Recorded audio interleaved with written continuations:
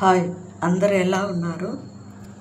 అందరు బాగుండాలని కోరుకుంటూ ఇక దయ్యాల రియల్ ప్రపంచంలోకి వెళదామా ఫ్రెండ్స్? ఇది నా ఫ్రెండ్ ఒక ఆమె చెప్పింది, తనకు జరిగిన రియల్ సంఘటన గురించి.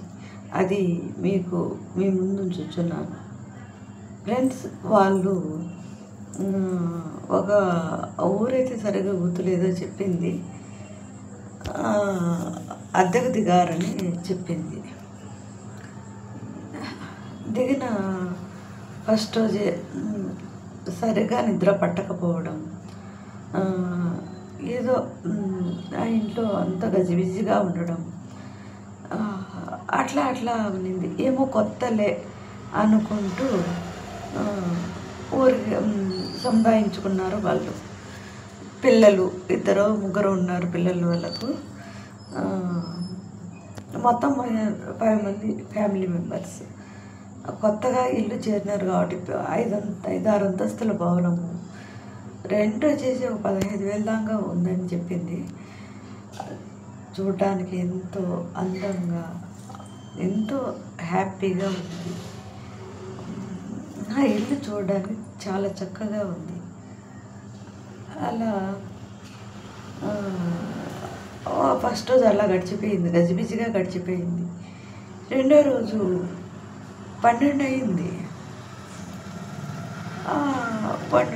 ఆమె సెల్ మోగుతూ ఉంది. ఆమె పేరు ఇది లత. హలో లత అంటూ ఒక ఆడగొంతు. ఈ టైంలో ఎవరబ్బా, మా వాళ్ళైతే అసలే చేయరు, ఇదేందో విచిత్రంగా ఉంది అనుకుంటూ, హలో ఎవరు చెప్పండి అంది.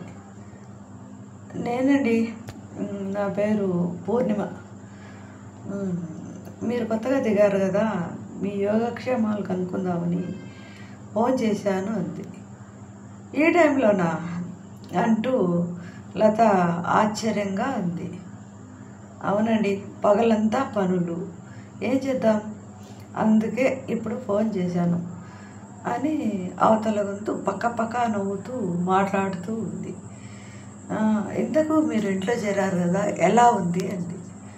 మాకేందో అంతా విచిత్రంగాను, విచిత్రాలు జరుగుతూ ఫస్ట్ రోజు గజిబిజిగా గడిచిపోయింది అంది లత. అవునా, వెరీ ఇంట్రెస్టింగ్ అంటూ వెంటనే మాట్లాడకుండా టక్కని ఫోన్ పెట్టేసింది. సరే అనేసి నిద్రకు ఉపక్రమించింది లత. 1 గంట కావస్తూ ఉంది. ఎందుకో నిద్ర పట్టడంలా. రెండో రోజు తలుపు చప్పుడు. ఎవరబ్బా ఈ టైంలో? 1 గంట కావస్తుంది. అంతలో వాళ్ళ ఇంట్లో వాళ్ళు, వద్దు ఈ టైంలో తలుపు తెరవద్దు, ఈ ఇంట్లో అన్ని విచిత్రంగా జరుగుతూ ఉన్నాయి, వద్దు అంటున్నారు. ఉండండి, ఏదో కనుక్కోవాలి కదా, తలుపు తెరవను, లోపల నుంచి అడిగి కనుక్కుంటాను అంటూ వెళ్ళింది లత. ఎవరు అంది. నేనండి, పూర్ణిమ అని చెప్పానుగా. ఈ టైంలోనా? మీ ఇల్లు ఎక్కడా అంది. ఇక్కడేనండి, కొంచెము ఏదో మర్రి చెట్టు ఉంది కదా, అక్కడికి దగ్గరలోనే మా ఇల్లు. నిన్ను పలకరించిపోయి తెల్లారినంత వరకు ఉండిపోవాలని వచ్చాను అంది. అవునా, అయినా ఈ టైంలోనా? పొద్దున్న రాండి మాట్లాడుకుందాం అంది లత. నో, ఇప్పుడే మాట్లాడాలా, తలుపు తెరవండి అంది. అట్లా లేదు, పొద్దున్న రండి అంది. ఈమెకు లతకు డౌట్ వచ్చింది.